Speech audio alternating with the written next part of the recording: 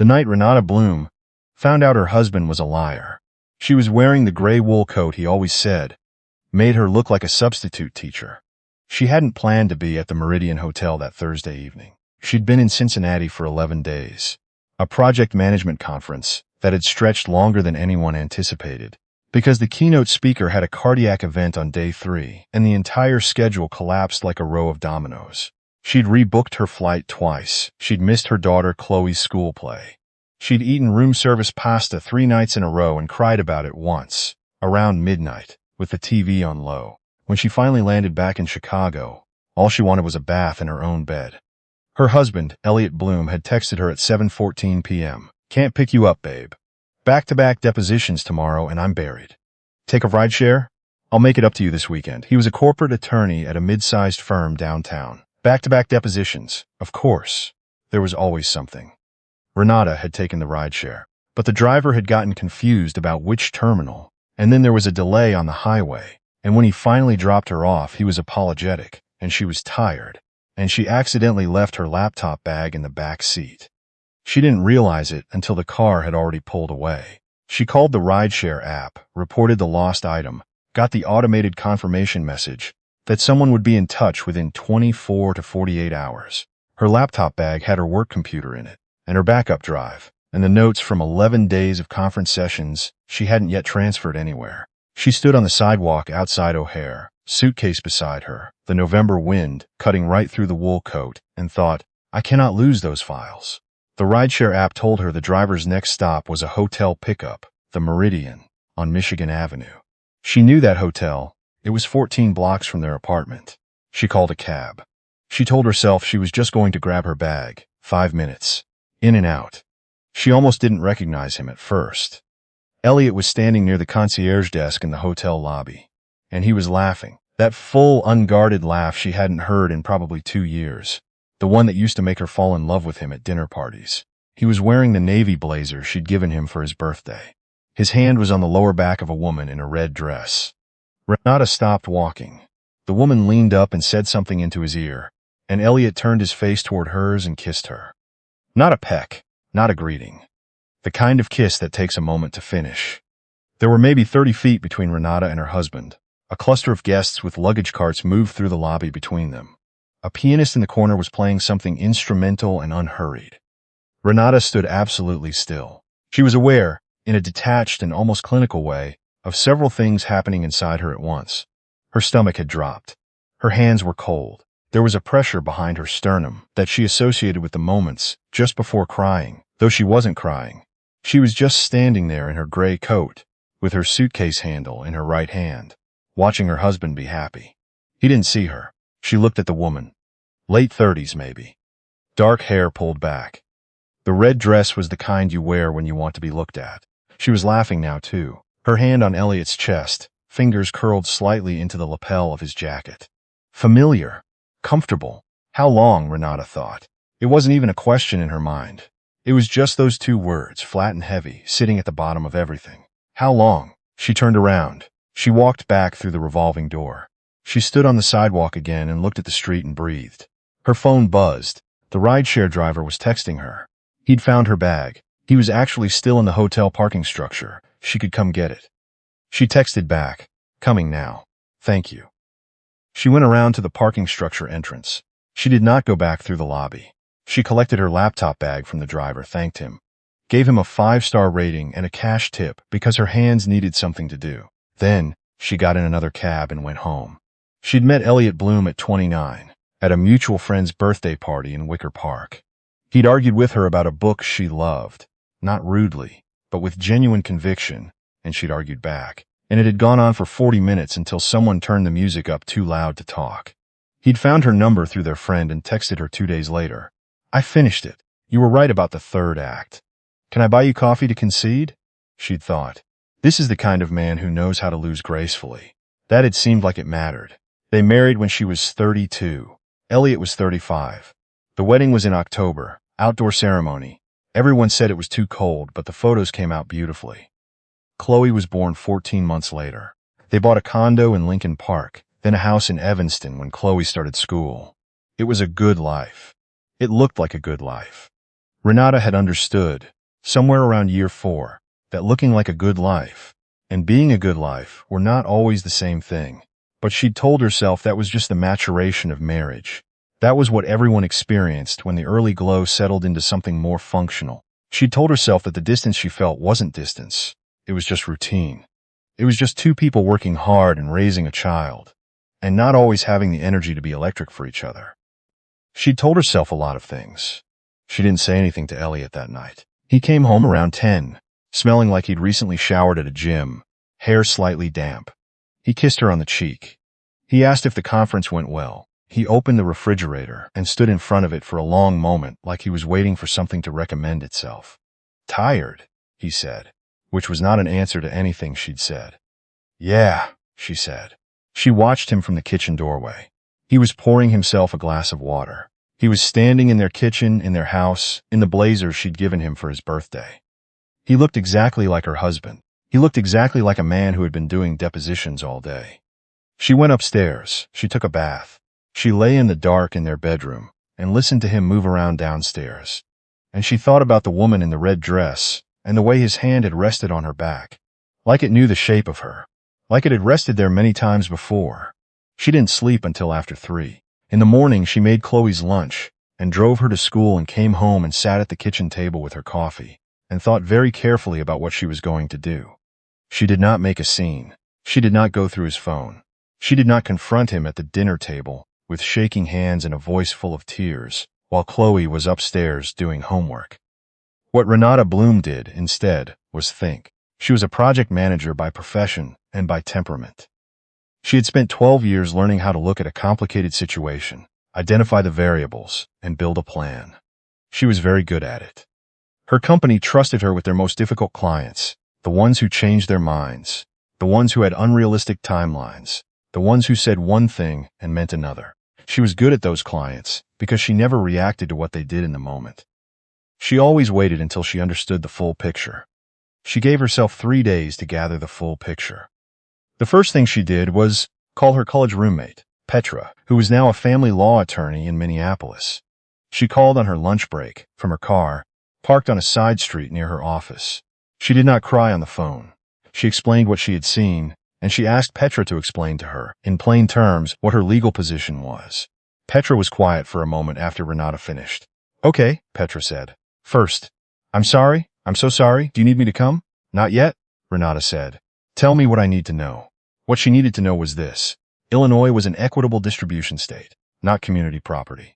Marital assets would be divided based on what a court considered fair, taking into account the length of the marriage, each spouse's financial contributions, Chloe's custody arrangements, and various other factors. Adultery in Illinois was technically still on the books, but rarely influenced property division in practice. What mattered, practically speaking, was documentation. What was owned? What was owed? What existed? The most important thing, Petra said, is that you don't move any money and you don't make any large financial decisions before you talk to a divorce attorney in Illinois. And you don't tell him anything until you're ready. "I wasn't planning to," Renata said. She heard Petra exhale. "You're going to be okay, Ren." "I know," Renata said, and she meant it, which surprised her a little. The second thing she did was remember the money. Renata's grandmother, Odette, had died 4 years ago at 87. Odette had been a practical woman, a retired schoolteacher who had quietly, over 50 years of living below her means, accumulated an investment portfolio that no one in the family had fully understood until the estate was settled. She'd left Renata $112,000. Just Renata. Not Renata and Elliot. Renata had put it in a separate account she'd opened in her name alone. She'd done this without making a point of it, without any particular plan. She just thought, "Grandmother left this to me. I'll keep it in my name." She'd mentioned it to Elliot once, briefly, when it happened. He'd nodded and said, "Smart," and moved on to whatever he'd been thinking about. He'd never asked about it again. She checked the account from her laptop on a Wednesday afternoon while Elliot was at work and Chloe was at volleyball practice. The balance had grown. She'd invested conservatively, nothing dramatic, but Odette's gift had become, quietly, over 4 years, significantly more than what it had started as. Renata looked at the number on the screen. She thought about her grandmother Odette, who had put herself through 2 years of night school after her husband walked out in 1971, who had taught fourth grade for 3 decades and never once acted like that, was something to apologize for. Who used to say, "The woman who controls her own money controls her own life," Renata. Don't forget that. She hadn't forgotten. She found a family law attorney in Chicago. Her name was Margot Fielding, referred by Petra, with an office in the Gold Coast. And she made an appointment for a Thursday afternoon she told Elliot was a dentist visit. She took notes. She asked questions. She paid the consultation fee in cash. Margot was direct and unhurried. She explained what Renata could expect. She explained the process. She said things like in a typical scenario, and depending on the judge, and here's what I'd recommend. At the end of the hour, she looked at Renata and said, "You seem very calm." "I've had time to process," Renata said. "Good. That helps. Clients who come in the day they find out tend to make decisions that don't serve them long term." Renata thought about the moment in the hotel lobby, the pianist, the luggage carts, her husband's unguarded laugh. She thought about all the evenings she'd spent worrying that she was failing at her marriage, all the small adjustments she'd made, all the things she'd let go. She thought about the night she cried over room service pasta because she missed her daughter's school play. She thought about how, when she'd gotten home that night, Elliot had texted her a heart emoji and nothing else. "I've had 11 days, Renata said. "I've thought about a lot of things." She waited until Chloe was at a weekend sleepover. She'd planned it that way. It was a Saturday afternoon in late November. The light was thin and gray through the kitchen windows. She'd made tea. She asked Elliot to sit down. She set her phone on the table between them, with the photo on the screen. She had taken it that night in the hotel lobby before she turned around. She hadn't fully realized she'd done it until she'd looked at her camera roll the next morning. Her hand must have moved on its own. Some automatic self-documenting instinct she hadn't known she had. It was slightly blurry but entirely clear. Elliot, the woman, the red dress, his hand. Elliot looked at the photo for a long time without speaking. When he looked up, he said, "Renata, don't," she said. He stopped. "I'm not here to have a conversation about how it happened or what it meant," she said. Her voice was even. She'd practiced being even. "I've already talked to a lawyer. I know what I'm doing. I'm going to ask you to be reasonable about this, and I hope you will be, because Chloe needs us to handle this like adults. That's the only thing I care about right now. Chloe." He was quiet. He looked like a man who had been preparing for a different kind of conversation. A louder one, maybe, one where he had more to say. He looked, briefly, like a man who had underestimated something. "How long have you known?" he said. "Long enough to have a plan," she said. She'd given herself permission, in those weeks before that Saturday, to feel everything she needed to feel. She'd cried in the car twice, once badly, on the way home from Margot Fielding's office. She'd called Petra at 11 o'clock on a Tuesday and stayed on the phone for an hour and a half. She'd sat with Chloe on the couch, watching a show she didn't follow, and thought, "She doesn't know yet, and there will be a day I'll have to tell her, and I hate that more than any of the rest of it." She felt all of it. She just felt it on her own time, in her own spaces. That was the thing about Renata Bloom, that people who didn't know her well tended to misread. They saw the calm and thought it was absence, that she wasn't feeling things deeply, that she was detached, that the composure was a sign of coldness. What it was, actually, was control. She'd learned it from her grandmother, and she'd built on it through years of managing projects that went sideways, clients who moved goalposts, timelines that collapsed. She'd learned that the moment of crisis was not the moment to fall apart. You fell apart later, when you had the space. In the moment, you gathered information. You stayed clear. She'd been very clear. The divorce took 9 months. It was not easy. Nothing about dividing a marriage into 2 separate lives could be easy. But it was cleaner than it might have been, because Renata had been prepared, and because Elliot, confronted with a wife who had documentation, a plan, and very little interest in his explanations, made the practical calculation that being difficult would cost him more in the end than being fair. He moved out before Christmas. Chloe was devastated in the way 12-year-olds are devastated. Not just sad, but confused and angry in equal parts, directed sometimes at Renata, sometimes at Elliot, sometimes at the general unfairness of the world. Renata absorbed it. She answered the questions she could answer honestly, and she said, "I don't know yet," to the ones she couldn't. She took Chloe to a therapist named Dr. Wendy Park, who specialized in children of divorce, and she went herself to a therapist named Iris Callahan, who worked out of an office in Andersonville with a very comfortable chair. She gave herself permission to do the work. Spring came. The house in Evanston went on the market. They'd agreed it needed to go, that neither of them could afford to buy out the other's share, and that neither of them wanted to stay anyway. Renata found a two-bedroom apartment in Roscoe Village. Clean lines, good natural light, a small backyard with a patio. She immediately started planning to fill with container plants. She and Chloe moved in on a Saturday in April with the help of Petra, who'd driven down from Minneapolis and spent the whole day telling moving jokes and ordering pizza and making Chloe laugh. On the night they moved in, after the boxes were stacked and Chloe had fallen asleep in her new room with her headphones on, Renata sat on the patio with a glass of wine and looked at the small square of backyard and felt not happiness exactly, not yet. It was too early for happiness. But something adjacent to it, something that felt like standing at the beginning of a thing rather than the end of one. She thought about the hotel lobby, the pianist, the gray wool coat, the 30 feet between her and everything she'd thought her life was.